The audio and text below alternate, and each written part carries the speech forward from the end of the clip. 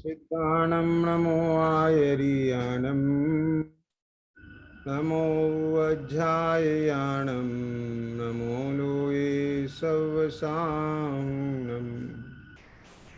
तीन भुवन में सार वीतराग विज्ञानता शिव स्वरूप शिवकार नमो त्रियोग समारी के। शेड़ाला जी ग्रंथ के आधार से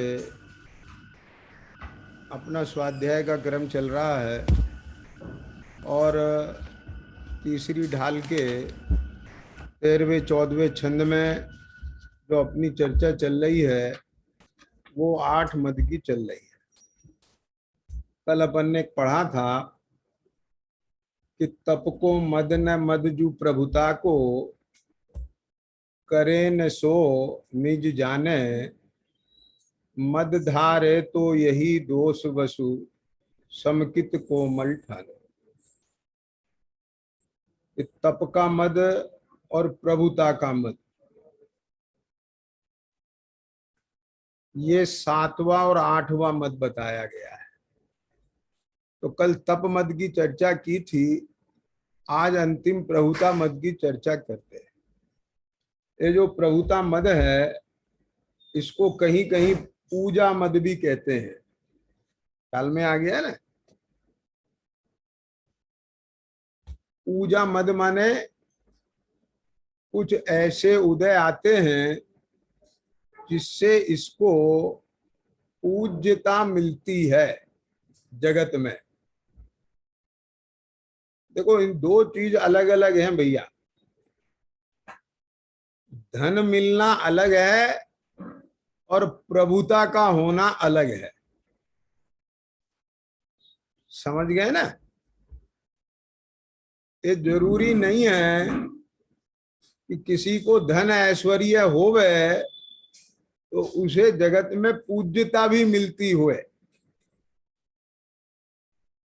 क्या समझ में आया? ये दोनों में अंतर समझ में आ गया ना? माने ऐसा लगता है देखने पर कि भाई ऐश्वर्य मद धन मद और ये जो प्रभुता मद है इनमें क्या फर्क है? एक से ही तो दिखते हैं जैसे पर्यायवाची हो, लेकिन ये जो है जरूरी नहीं है कि जहां धन हो वहां पूज्यता भी होवे प्रभुता भी होवे। समझ गए ना? तो जिसको जीवन में प्रभुता मिल रही है उसको उस प्रभुता का मद नहीं करना चाहिए। क्यों? क्योंकि ये प्रभुता भी कर्मोपाधि जनित है। आप समझ गए ना? एक क्रमकृत है, ये आत्मकृत नहीं है। समझ में आ रहा है? आत्मकृत जो पूज्यता है उसका कारण ज्ञान वैराग्य है। पंडित टोडरमल जी साहब ने लिखा है पहले अधिकार में, है ना, कि पूज्यता का क्या स्वरूप है कि ज्ञान की विशेषता और रागादि की हीनता से पूज्यता आती है। जिस आत्मा की परिणति में जितना जितना रागादि की हीनता होती है और ज्ञान की विशेषता बढ़ती है उतनी उतनी उसकी पूज्यता बढ़ती है।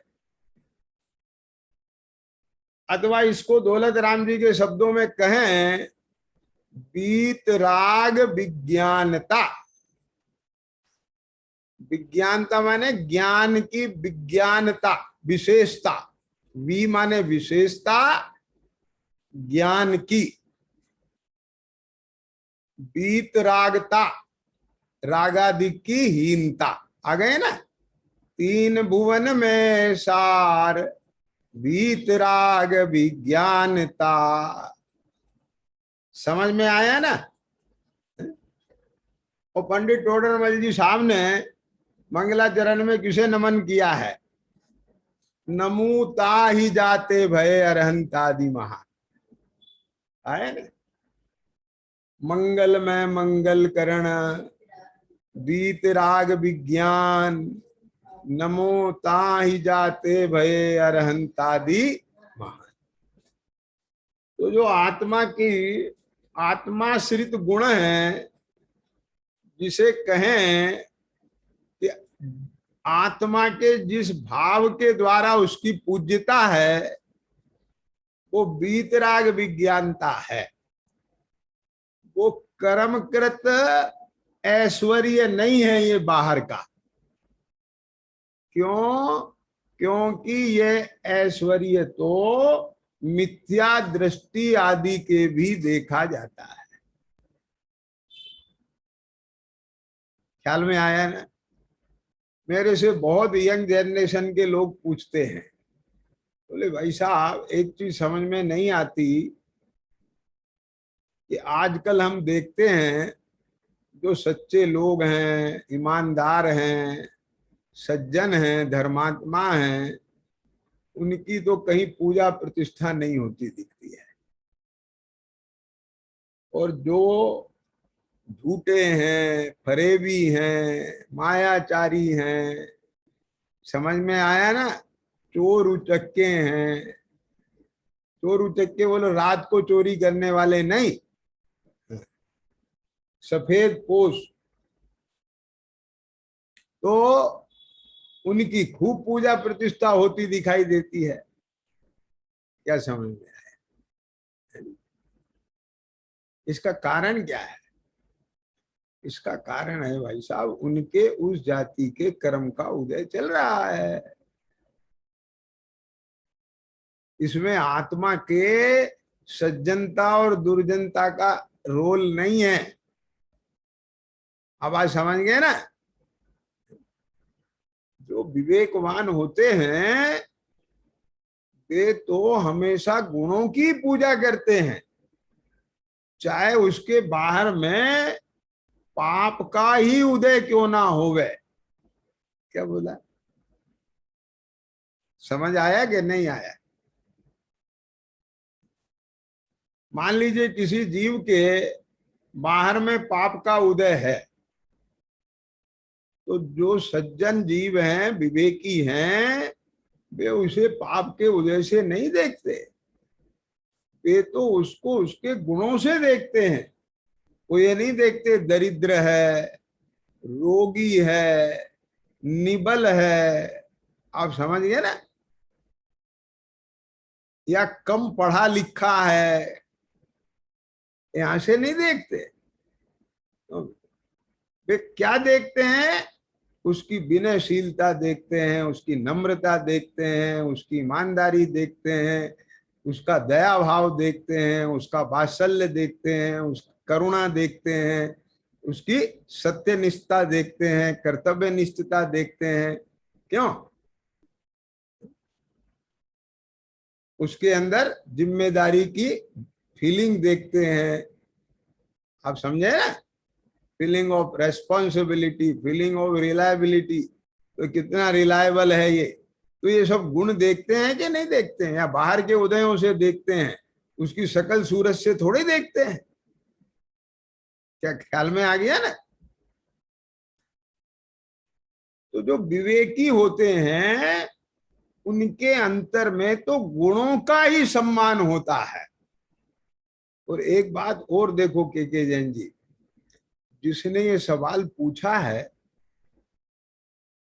ना, ये कौन सा सवाल कि देखो बाहर में उन लोगों की तो बहुत पूज्यता दिखाई देती है, सब लोग पूछ करते हैं, और जो सज्जन धर्मात्मा है उन्हें कोई नहीं पूछता।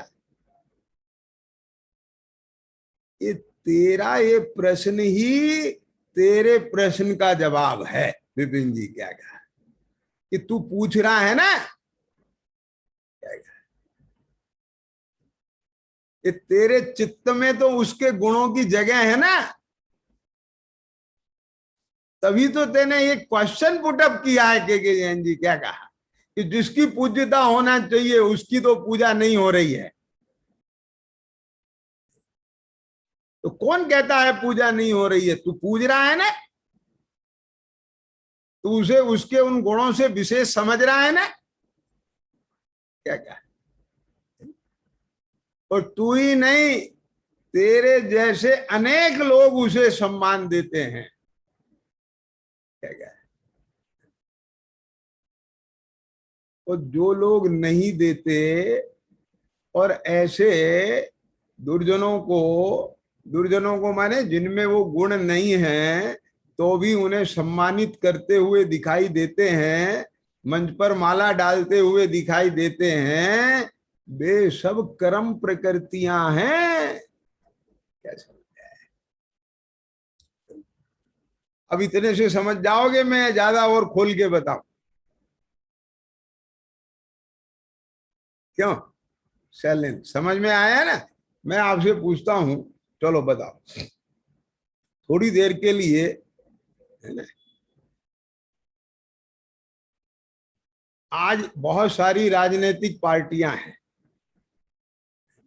और सभी ठीक है, जैसी भी हैं, लेकिन उनमें भी कुछ 19, 20, 21 का भेद तो हो रहता है कि नहीं रहता है, उनके नीतियों में, उनके व्यवहार में, सोच में। इतना तो मानेंगे कि नहीं मानेंगे? दूध के धुले तो नहीं है सभी, लेकिन कम बढ़ तो है ना। कैसा? अब जो उन सब पार्टियों में सबसे आप जिसे बिल्कुल नीचे के नंबर पे रखना चाहते हो, जिसे आप 20 पे भी नहीं, 21 पे भी नहीं, 19 पे भी नहीं, 15 पे भी नहीं, 4, 5 पे ही रखना चाहते हो, तो उनका भी एक मंच तो होता है ना। क्यों? तो उसके भी 10, 20, 50 फॉलोवर तो होते हैं कि नहीं होते? तो उस मंच पे भी किसी के गले में माला तो डलती है कि नहीं डलती है? बोलो तो समझ में आ गए कि नहीं आ गए? तो उसके गले में माला डल रही है तो उसके भी उसी जाति के कर्म का उदय है कि 20 लोगों का राजनीतिक मंच उसे अपना राजा मानेगा। उसकी उस जाति का कर्म का उदय, तो वो डल रही है। समझ में आ गया क्या नहीं है?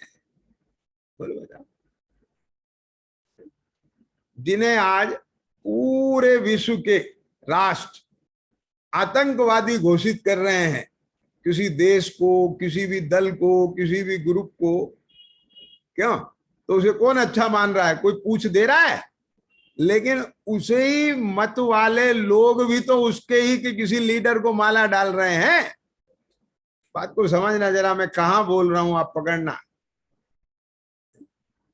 तो वो उसके गले में माला डाल रहे हैं, इसका अर्थ तो ये हो गया उसकी भी पूजा हो रही है। क्या समझ में आ गया? हो गया क्या नहीं हो गया? अरे गले में माला डलने का नाम पूजा नहीं है। इस बात से मैंने बात स्पष्ट की, हिंदू समझ में आया क्या नहीं आया? तो कितने राष्ट्र, उनके नागरिक जिन्होंने उसे बिल्कुल निगलेक्ट कर रखा है, तो भी उसके गले में माला डल रही है। तो उसे फिर आप मीडिया ने हाईलाइट करके दिखा दिया, तो लोग समझ से देखो इनकी भी पूजा हो रही, इससे क्या मतलब? क्या समझ में? तो ऐसा नहीं है कि आज भी इस वसुधा पर हमारे भारतीय संस्कृति कहें, अध्यात्म की संस्कृति कहें, श्रमण संस्कृति कहें, इन सबके संस्कार हर एक व्यक्ति के जहन में कहीं ना कहीं स्थित हैं। आप बात को समझना, मैं जो बात कह रहा हूं।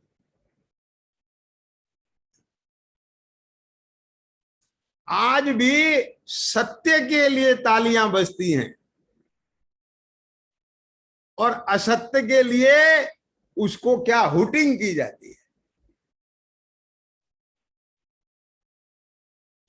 सज्जन व्यक्ति को जिंदाबाद कहा जाता है, दुर्जन व्यक्ति को मुर्दाबाद कहा जाता है आज भी। और मैं इसका प्रमाण बताऊं आपको, मैंने लेख में पढ़ा था किसी ख्याल में, बहुत अच्छा लेख था, तो उसमें ये बात बताई थी कि आपको अगर इसका प्रमाण देखना है तो आप सिनेमा घर में चले जाएं। जितने भी, कितने ही चाहे चेन पुलिंग वाले हों, रिक्शा वाले हों, हुटिंग करते हों, लड़कियों पे भभत्तियां कासने वाले हों, उस फिल्म में, सिनेमा में भी अगर कोई गंदा काम कर रहा है तो वहां देखने वाले मेजोरिटी के लोग ये चाहते हैं इसकी पिटाई होना चाहिए। और कोई भी अच्छा देश प्रेम का काम करता है, उसे बचाने का काम करता है, तो उन सबके अंदर से आवाज निकलती है इसने बहुत अच्छा काम किया है। तो ये क्या बोल रहा है? ये भारत का संस्कार ही तो बोल रहा है। तो अब बताओ फिर यहां से बात सिद्ध नहीं हो गई? ये कौन कहता है दुर्जनता की पूजा होती है? पूजा हमेशा सज्जनता की होती है। और प्रमाण दो कि जितने भी चोर है ना, क्या कहा, उन चोरों में भी बहुत बड़ा विश्वास होता है। अगर एक चोर ने एक अटैची दूसरे को दे दी कि इसमें 5 करोड़ रुपए हैं, तो विपिन जी 100 का नोट कम नहीं निकलेगा। बेईमानों के रिश्ते भी ईमानदारी की बुनियाद पर ही खड़े हैं। हो गई बात प्रूफ? क्या समझ में आई बात? झूठों के रिश्ते भी सत्य पर ही खड़े होते हैं।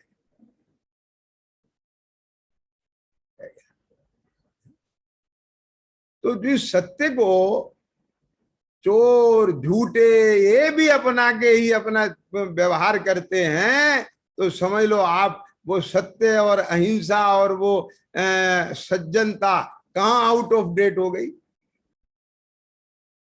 चैलेंज समझ में आ गया क्या नहीं आया? तो इसलिए ऊपर ऊपर से देखकर अपने चित्त में इस बात का कभी भी दीनता का भाव नहीं लाना चाहिए। क्या कहा कि अच्छे लोगों की कोई पूछ नहीं करता, खराब लोग भी अच्छाई की पूछ करते हैं। ये बात मैंने सिद्ध कर दी। आगे के नहीं आ गई बात पकड़ में? क्या कहा है ना? तो जब जिनकी सारे दुनिया के लोग पूछ कर रहे हैं और तुम्हारी निगाह में वे करप्ट हैं, भ्रष्ट हैं, लेकिन वे भ्रष्ट भी जिस गुण के ऊपर अपना व्यवहार चलाते हैं, कौन से गुण के ऊपर? सत्य के ऊपर, अचौर्य के ऊपर। बोलो, वे आपस में कमिटमेंट करते हैं तो उसे पूरा करते हैं। नहीं समझ में आया के जैन जी क्या कह रहा हूं? ये जो करप्ट लोग हैं ना, भ्रष्ट लोग, जिस भी विभाग में भ्रष्टाचार है, अगर उनने आपसे 5 लाख रुपए पकड़ लिए और ये कह दिया आपका काम हो जाएगा, तो काम होगा। क्या समझ में आया? तो उसका भ्रष्टाचार भी किसके किसके बॉन्डिंग से जुड़ा हुआ है? सत्य के कि असत्य के? आपसे ले ले और काम नहीं करे, ऐसा होता है? वो भ्रष्टाचार में भी सत्य और अचौर्य का फेविकोल लगा है। चलो समझ में आया क्या नहीं आया? तो भ्रष्ट लोग भी जिन गुणों को पूजा कर रहे हैं, जिन गुणों को माथे पर बैठा रहे हैं, तो तू उन गुणों को अपना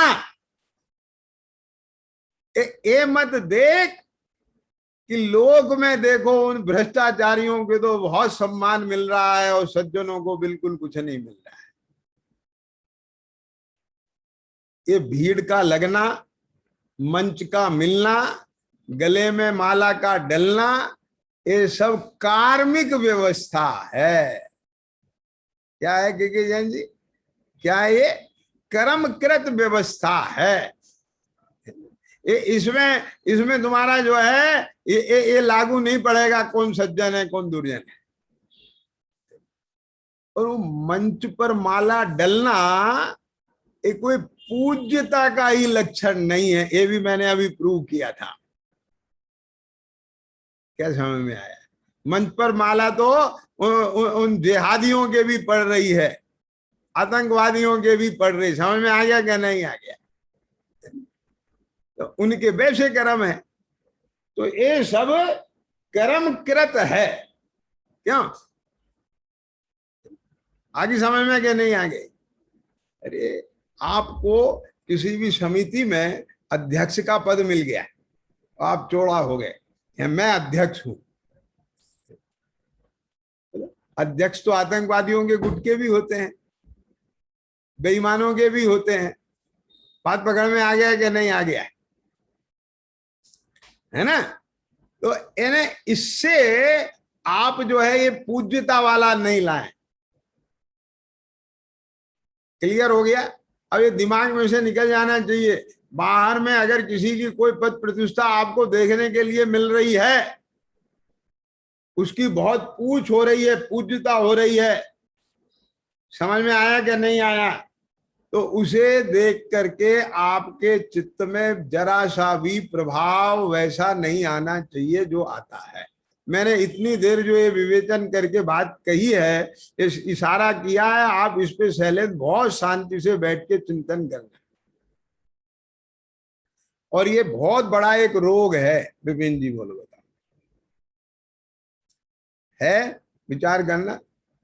कहीं भी आप मंच पर उस व्यक्ति के गले में माला डलते हुए देखो, अभिनंदन पत्र मिलते हुए देखो, तालियां बजते हुए देखो, जिसके चरित्र के बारे में आपको पता है, तो आप उसका अभिनंदन देख करके आपके भीतर क्या अनुभूति होती है? बोलो, क्या प्रभाव आता है? प्रभावित होते हैं कि नहीं उसके अभिनंदन से? अंदर ये क्या हो रहा है, देखो तो सही, देखो तो सही। ऐसे ऐसे लोगों के अभिनंदन हो रहे हैं। समझ में आ गया क्या नहीं आ गया? तो इस बात को सुन करके आप बिल्कुल उसमें कोई विस्मित नहीं हो, ईर्ष्या नहीं करें, परिणाम मलिन नहीं करें, क्योंकि वो सब कर्म कृत है। आज ही समझ में क्या नहीं आ गया? ठीक है क्या नहीं? है ना? समझ में आया क्या नहीं आया? तो इसमें बहुत बड़ा न्याय है। सुनना जरा बात। हाँ, मैं आपसे एक बात पूछता हूं कि उन नेताजी को मंच पे बुलाया किसने?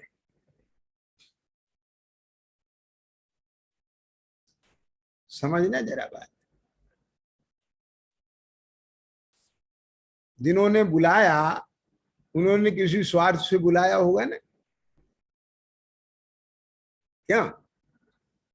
लोभी गुरा, क्या लोभी गुरु, लालची ठेला चेला, और दोनों ठेलम ठेला है।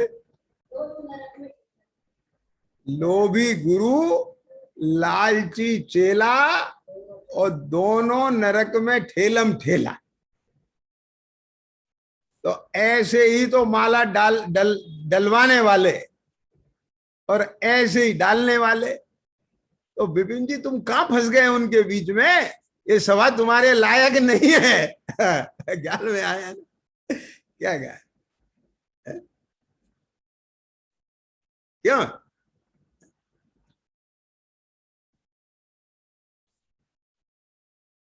समझ में आई बात? माने ये बिल्कुल न्यायिक बात है कि वो आयोजक जिस मेंटेलिटी के होंगे, जिस सोच के होंगे, वो ऐसा ही बुलाएंगे। बात कहीं ना कुछ होगा ना, उसके पद का कोई लेना होगा उन्हें, उसे कुछ मतलब हासिल करना होगा उन्हें, कुछ ना कुछ होगा ना। देखो, मेरे ख्याल से सन 2091-92 की बात है, जब त्रिमूर्ति का जब पंच कल्याणक हुआ था स्मारक में। क्या धनपाल जी नहीं दिख रहे हैं मुझे? उन्हें तो गए होंगे वो जरूर, है ना? आप लोग गए कि नहीं गए, तो उसमें जन्म कल्याणक का दिन था और राजस्थान के जो राज्यपाल हैं, जो अपने उपराष्ट्रपति भी रह गए ना, वो क्या नाम था उनका, है? तो वो वो उस समय वहां राज्यपाल थे।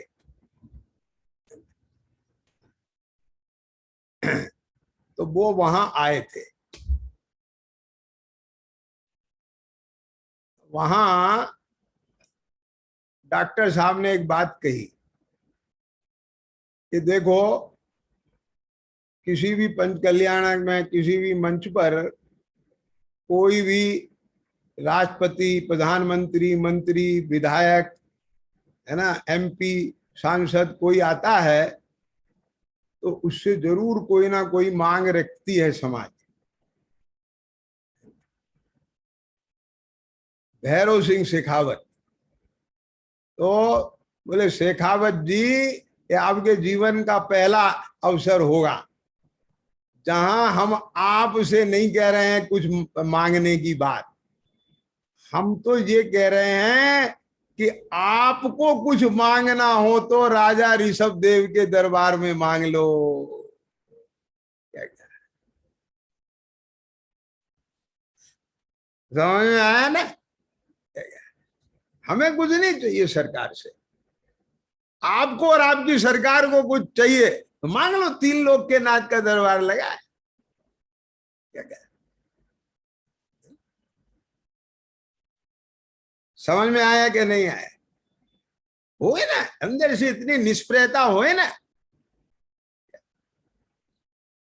तो वहां चापलूसी और चाटू की कार्ता नहीं चलती है। तो हमारा कहने का मतलब ये है कि जब आपके भीतर कोई लोभ होता है तब वो चापलूसी चाटकारता होती है, नहीं तो ज्ञान सबका बोलता है कि सही क्या है और गलत क्या है। इसलिए ध्यान से सुनना, इसमें जो ये प्रभुता मद वाली बात है, तो बाहर में लौकिक में अगर किसी के भी जीवन में आपको बहुत ऐसा कर्म का उदय दिखाई दे रहा है, उसकी बहुत पूछ होती हुई दिखाई दे रही है, तो आपसे ये निवेदन मैं करता हूं कि आप बिल्कुल उससे जरा भी चिंतित मत हो। उसके तो हो रही है कर्मों की निर्जरा। ठीक है जैन जी, क्या कहा? किसके? जिसकी को प्रतिष्ठा मिल रही है उसका पुण्य खलास हो रहा है, ये समझ लेना। शैलेंद्र क्या कहा? उसका, जिसको माला डल रही है ना मंच पे, तो वो वैसे नहीं डल रही है फोकट में, उसका पुण्य डिस्चार्ज हो रहा है। और जो डालने वाले हैं ना, वे अपना खोटा आश्रव बंद कर रहे हैं।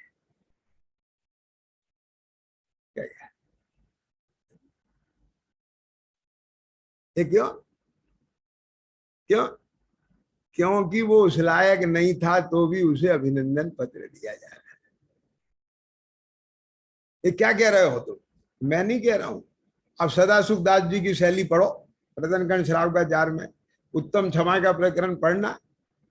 तो क्या लिखते हैं कि जो मेरे ऊपर क्रोध करता है, गाली देता है, अपशब्द बोलता है, मुझे उस पर भी क्षमा रखना है। वो तो मेरा बहुत बड़ा हितैषी शुभचिंतक है। ये क्यों? कि मेरे कर्मों की निर्जरा करा रहा है और अपना आश्रम बंद कर रहा है।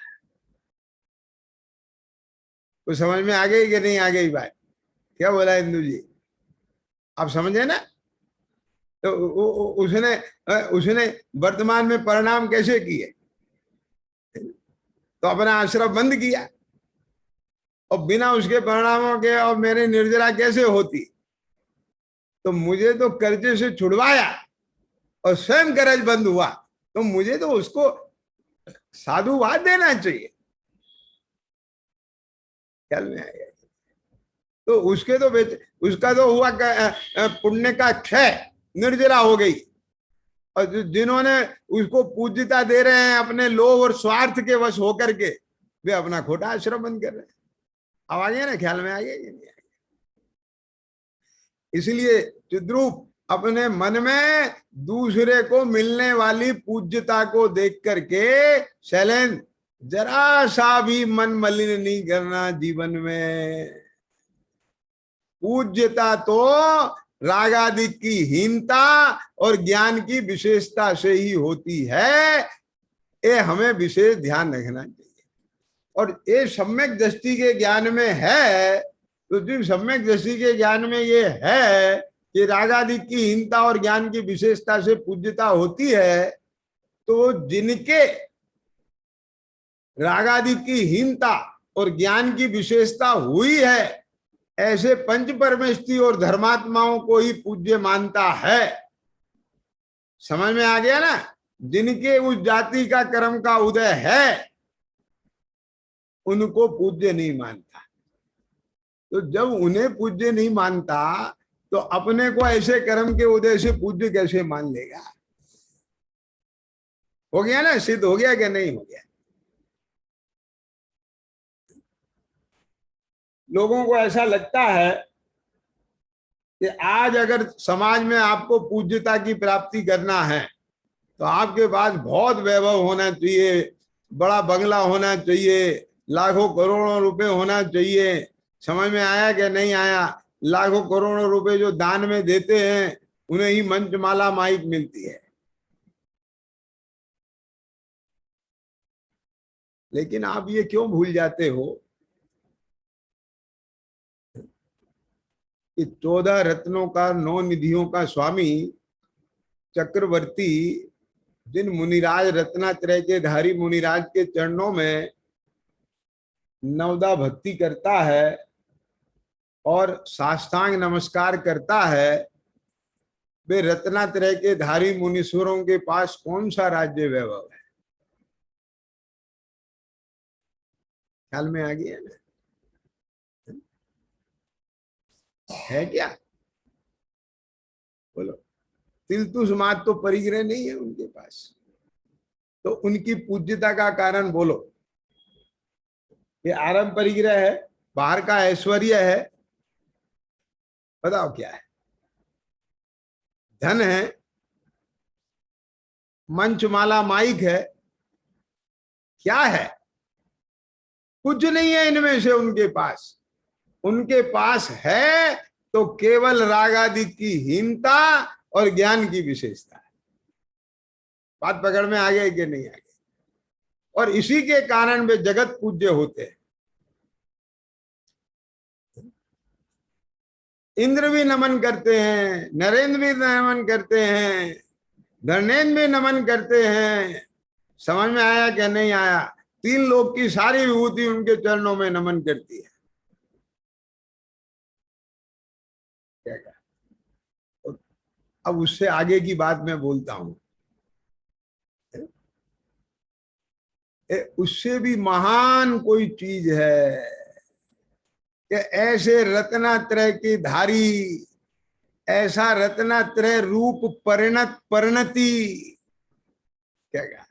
सम्यक दर्शन रूप परिणत श्रद्धा, सम्यक ज्ञान रूप परिणत ज्ञान, सम्यक चारित्र रूप परिणत चारित्र गुण। ये दर्शन ज्ञान चारित्र गुण जिस शुद्धात्मा को नमन करते हैं, ज्ञायक भाव को नमन करते हैं, वास्तव में तो वो ज्ञायक भाव ही पूज्य है। समझ में आया कि नहीं है? ये 14 रत्न और 9 निधि का मालिक उन रत्नात्रय धारियों को नमन करता है, और रत्नात्रय धारी अपने ज्ञायक भाव को नमन करते हैं। रत्नात्रय धारी जिन गणधरादि को नमन करते हैं, वे गणधरादि अपने ज्ञायक भाव को नमन करते हैं। गणधरादि जिन अरहंत परमात्मा को नमन करते हैं, वे अरहंत परमात्मा अपने ज्ञायक भाव को नमन करते हैं। समझ में आया ना? तो इसका मतलब ये हुआ कि निश्चय से अपना ज्ञायक भाव पूज्य है। ख्याल में आ गया ना। और व्यवहार से उस ज्ञायक के आश्रय से जिनके रागादि की हीनता और ज्ञान की विशेषता रूप वीतराग विज्ञानता जितने अंश में प्रगति है उतने अंश में उनके पूज्यता आ गई है और वे उतने अंश में पूज्य है। तो अब बोलो कौन सी पूज्यता का मद करें? खुल गया ना सारा का सारा चिट्ठा, एकदम दिमाग साफ हो जाना चाहिए। अरे भाई, ये जितने भी बाहर के जो पूज्यता के जो आधार है ना, वे सब आत्मा को भुलाने वाले हैं। एक एक की गिनती कर लो। ये जितने भी राजनीतिक क्षेत्र में MP, MLA, minister, chief minister, prime minister, president, ये पद हैं, आगे समय में क्या नहीं आगे। और समाज में जितने भी ये सब पद हैं, अलग अलग संस्थाओं के पद बनते हैं कि नहीं बनते? ये जितने भी पद हैं और आगे की चलो, जितने भी उद्योगपति हैं, जितने भी व्यवसायिक हैं, इन सबके जो भी पद हैं, आ रही है समझ में क्या नहीं आ रहे? ये सब अपद हैं। क्यों? क्योंकि आपदाओं के घर हैं। मैं निर्जराधिकार से बोल रहा हूं, समय सारथी से बोल रहा हूं। ये क्या? एक ज्ञान पद ही तेरा पद है जो समस्त आपदाओं का अपद है।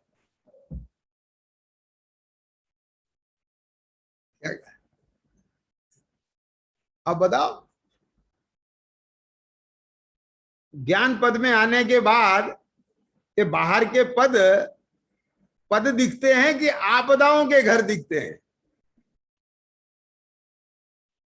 अरे आज सारा स्वरूप बदल गया। मैं क्या बताऊं, आज दान लेने वाला दान देने वाले के हाथ जोड़ता फिर रहा है कि दे दो भाई साहब, सिफारिश लगा रहा है। और एक समय वो था कि दान देने वाला लेने वाले के हाथ जोड़ता था, भाई साहब आपकी बड़ी मेहरबानी होगी, मेरा द्रव्य लगा लो इसका। समझ गए? आज एक एक पद के लिए, चाहे वो मंत्री का पद हो या प्रधान का पद हो, उसके लिए चुनाव हो रहे हैं, वोट बैंकिंग हो रही है, लोगों को खरीदा जा रहा है।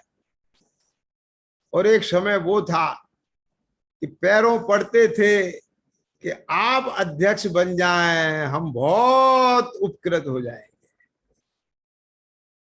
बोलो बताओ, हमारी समाज में आप सरी का कोई व्यक्ति हमें नजर नहीं आता है। तो बोलो, अरे पद पे बैठना है तो कम से कम ऐसा पद तो मिले। एक ऐसा पद कि तुम नहीं चाहो और दुनिया तुम्हें दे। क्या बोले जैन जी, क्या कहा? तो समझ में आया कि नहीं है?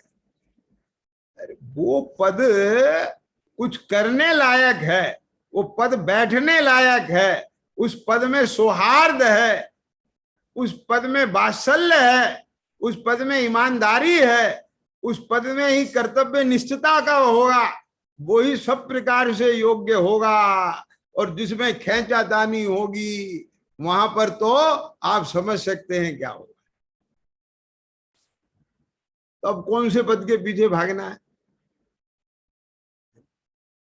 हमें पद के पीछे नहीं भागना है, पद हमारे पीछे भागे तो भागे।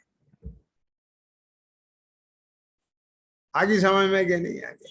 हमें पुण्य के पीछे नहीं भागना है, पुण्य हमारे पीछे भागे तो भागे। समझ में आ रहा है कि नहीं आ रहा है?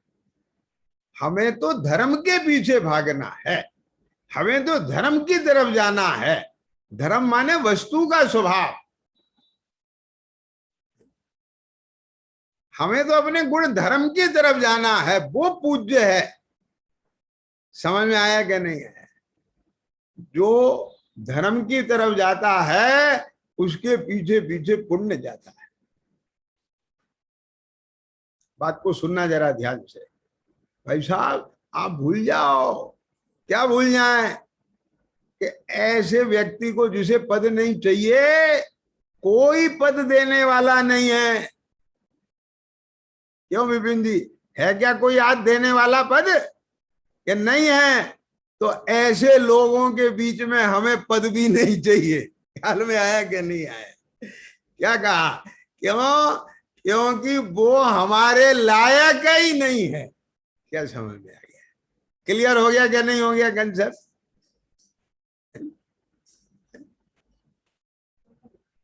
समझ में आया कि नहीं आया? अरे भाई, जिस भोजनालय में नॉन वेज बनता हो, हम उपवास से रह लेंगे, वहां का पानी भी नहीं पिएंगे। क्या कहा? आप समझेंगे कि नहीं समझ में आ गया? हमको ऐसा ऐश्वर्य नहीं चाहिए, हमको ऐसी पूज्यता नहीं चाहिए, हमको ऐसी प्रभुता नहीं चाहिए कि जो हमारा विनाश करने वाली है। भाई साहब, प्रभुता तो मिलती है, ये तो कर्मकृत है। बोलो, तीन तीन तीर्थंकर, अब क्या करें? उनका कर्म का उदय ऐसा कि उन्हें चक्रवर्ती पद भी मिला, कामदेव पद भी मिला। बोलो, नहीं समझ में आई बात? तीन तीन पद के धारी देखे नहीं, शांति कुंज धरनाथ, तो चक्रवर्ती भी थे। चक्रवर्ती कोई कम होता है कि अपने आप में? कामदेव भी थे, वाह। और तीर्थंकर, ख्याल में आ गया क्या नहीं है? माने सारे उस जाति के पुण्य उन्हीं के उदय में आ गए। तो आ गए, मैं क्या करूं? मेरे में तो ज्ञान का उदय है, मैंने थोड़े बुलाया है इन सबको कि तुम इकट्ठे हो गया। क्या कह? तो बात पकड़ में आए कि नहीं है? ऐसी श्रद्धा का नाम सम्यक दर्शन है। क्या कहा? चलें, समझ में आ रहा है कि नहीं आ रहा है? बुलाएंगे है नहीं, आ गए तो भगाएंगे नहीं। क्या कहा? क्या कहा है? मैं जहां से बोल रहा हूं वहां से सुनना, गड़बड़ कर दी तो फिर तुम्हारा ही नुकसान होगा। बुलाएंगे है नहीं, आ जाएंगे तो भगाएंगे नहीं। तो क्या करेंगे कि हम अपना ही उपयोग उन सब से हटाएंगे। कुछ बात पकड़ में आ गई कि नहीं आ गई? ना तो बुलाना हमारा काम है और ना भगाना हमारा काम है। अगर हमारा उपयोग उधर जा रहा है तो वहां से हटना और हटाना हमारा काम। किसे? अपने उपयोग। क्यों? क्योंकि हम अपने उपयोग के ना स्वामी हैं, मालिक हैं। हमें कर्म से कोई लेना देना नहीं। इतना स्पष्ट कंसेप्ट अपना रखना चाहिए।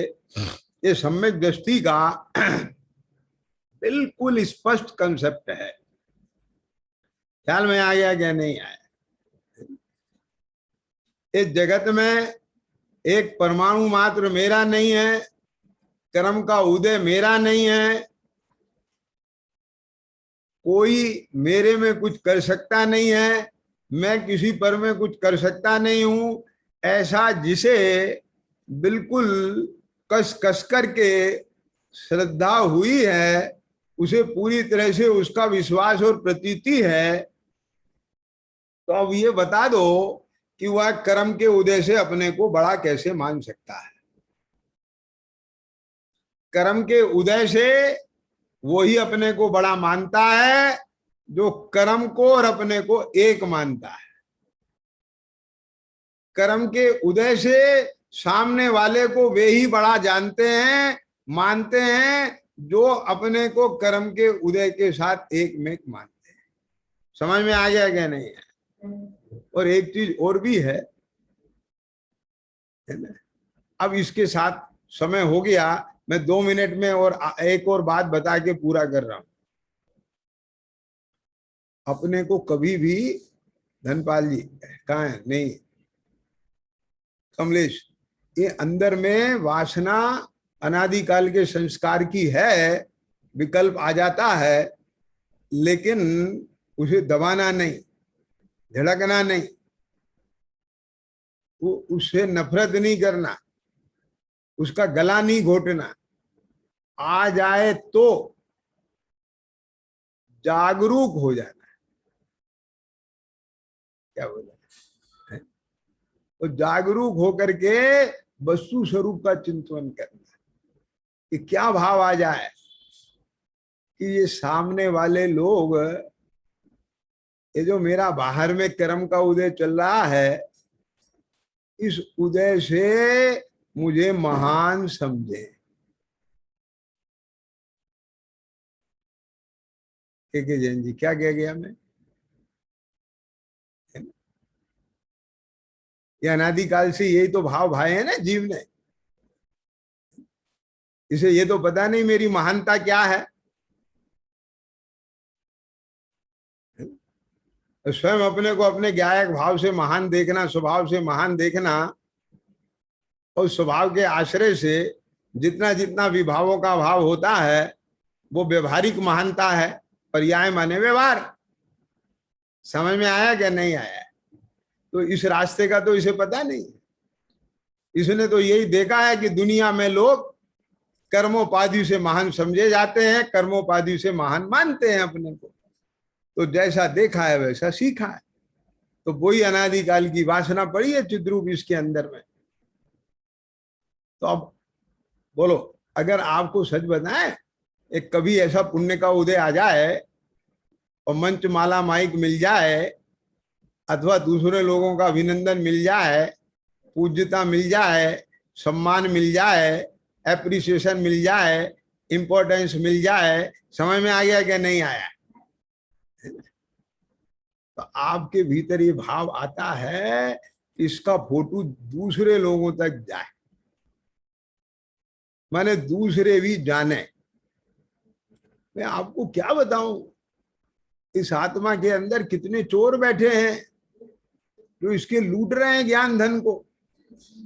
हाँ, अगर किसी त्यागी की भोजन में अंतराय हो जाए तो ऐसा विकल्प आता है, सबको आता है ये नहीं कह रहा हूं मैं, आ सकता है। ये कैसा कि 2 4 10 लोगों को पता चलना चाहिए कि आज इनका भोजन नहीं हुआ, अंतराय हो गया। माने वहां भी सिंपैथी लेना चाहता है किसी ना किसी रूप में। कुछ आ रहा है, आप देखो ना अपने अंदर झांक करके, क्या है या नहीं? हम सिंपैथी चाहते हैं कि नहीं चाहते हैं? एप्रिसिएशन चाहते हैं कि नहीं चाहते हैं? इंपॉर्टेंस चाहते हैं कि नहीं चाहते हैं? अब जिसको जहां से मिल जाए, के जैन जी पकड़ में आ रही है बात के नहीं आ रही? हमने किसी को कुछ दिया, किसी के लिए कुछ किया, तो अंदर में रहता है ना, मिला चले, थोड़ा यहाँ से भी इंपॉर्टेंस मिलेगी, एप्रिसिएशन मिलेगा, वाह वाही मिलेगी, अच्छाई मिलेगी। समझ में आया क्या नहीं? ये सब क्या है? ये सब पूज्यता का भाव है क्या नहीं? क्या समझ में? आप उन्हें पुजवाना चाहते हैं ना, मान दिखाना चाहते हैं ना, भूख तो आखिर उसी की है ना। देखना अपने अंदर में चिंतन करके, क्या समझ में आया? क्या कहें, बोलो बता। आपने समय साथ जी की 415 गाथाएं याद कर ली, कलश याद कर लिए, गाथा प्राकृत में याद कर ली, तो अपने को ऐसा लगता हमने बहुत बड़ा काम किया है। तो सब लोगों को पता चलना चाहिए, ये जो वायरल होना चाहिए। समझ में आया कि नहीं आया कि हमको इतना आता है? क्या बिल्कुल विशुद्ध, अगर इस भाव के साथ आप वायरल कर रहे हो विशुद्ध, कि ऐसा करने से औरों को प्रेरणा मिलेगी, याद करने की भावना जगेगी, तो अच्छी बात है। उसमें आटे में नमक जैसा तेरे को अपनी महत्ता का भाव नहीं होना चाहिए। ख्याल में आ गया? आटे में नमक जैसा नहीं होता, नमक में आटे जैसा होता है। मतलब उल्टा होता है वो भाव। तो थोड़ा बहुत होता है वो तो, हाँ प्रेरणा मिलेगी, वो तो गलियां ढूंढता है ये बचाव की। समझ में आया क्या? नहीं आया? क्यों विपिन जी, बात पकड़ में आ गया? ये सब पूजा मत में जाएगा। कितनी बातें बताएं, सैंपल दे दिया है। तो जब भी इस प्रकार का परिणाम आए तो उसी समय विचार करना कि हमने अनादि काल से देखो वस्तु तत्व की कितनी विराधना की है, इन भावों को कितने संभाल संभाल के लिख रखा है, कि वर्षों के बाद भी क्या समझना, जैसे देवगढ़ में जहां खोदो वहां से भगवान निकलते हैं, लेकिन अपने भीतर से जब जब ऐसा निमित्त मिलता है ये खोटे संस्कार निकलते हैं। क्या कहेगा? कुछ बात पकड़ में आए कि नहीं आए? देवगढ़ में जहां खोदो भगवान निकलते हैं, इस बात का ये उद्योत करता है कि वहां कितने बड़ा पहले देवालय हुआ करता होगा, और यहां से जब देखो ऐसे संस्कार निकलते हैं, का मतलब अनादिकाल से हमने क्या किया है। वस्तु स्वरूप की विराधना की है, भगवान की आज्ञा नहीं मानी है, समझा नहीं है, इसलिए ऐसे भाव आ रहे हैं। लेकिन अब मुझे अकस्मात काल अवधि के योग से ये जिनेंद्र के वचन मिल गए, अब मुझे इनको चुन चुन के निकाल देना है। समझ में आया ना? क्या निकाल देना है?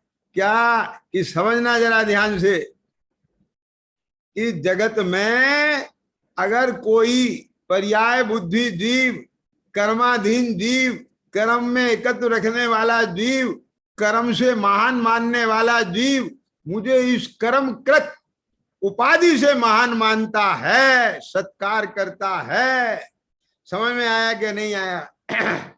तो मुझे तो कम से कम ऐसा भाव नहीं लाना। वो माने तो माने, मुझे ना तो मानना है और ना मुझे इस आधार से मनवाना है। समझ में आया ना? मुझे तो किसी से अपनी पूज्यता ही नहीं कराना है। क्यों? क्योंकि मुझे दूसरों के द्वारा प्राप्त पूज्यता को नहीं भोगना। मुझे तो स्वयं अपने गायक का पूजक बन के पूज्य होना है। मेरा तो एक एक क्षण इसमें जाना चाहिए। क्या समझ में आ गया? क्या बहुयुक्तियों से अब तो रागादि कर विनष्ट, भूतार्थ यज्ञ द्वारा मैं भी प्रभु बनूंगा। तो अपनी प्रभुता मुझे पर्याय में प्रकट करना है, अपनी पूज्यता मुझे प्रकट करना है। समझ में आ गया? इस कर्मकृत पूज्यता से अपने को महान मान के इस पूजा मद में, इस प्रभुता मद में, इसके जहर को पीकर मुझे अपनी श्रद्धा को नहीं बिगाड़ना, ऐसा विचार करना। ख्याल में आ गया ना? ये आज की चर्चा का सार है। ख्याल में आ गया क्या नहीं? जरा सा भी यदि कर्मकृत उपाधि की तरफ इसे महत्ता का भाव आया तो समझ लेना इसने अपने क्या भगवान आत्मा की महत्ता को भुला दिया, अपने से अत्यंत दूर चला गया। तो बोलो सम्यक दर्शन खंडित होगा कि नहीं होगा उसका? सम्यक दर्शन मलिन होते होते नष्ट होगा कि नहीं होगा उसका? तो इन सब बातों पर आप विचार करना। ये जो 8 मद हैं, ये किस प्रकार से इस आत्मा के इस सम्यक दर्शन के घात करने वाले हैं, मलिन करने वाले हैं। इसलिए इन 8 मद का स्वरूप अत्यंत गहराई से और बहुत अच्छी तरह से स्पष्ट रूप से जानना चाहिए। ख्याल में आया ना? बिन जाने ते दोष गुणन को कैसे गइए। चलिए, ओम नमः शिवाय। सहजानंदी शुद्ध स्वरूपी अविनाशी मैं आत्मा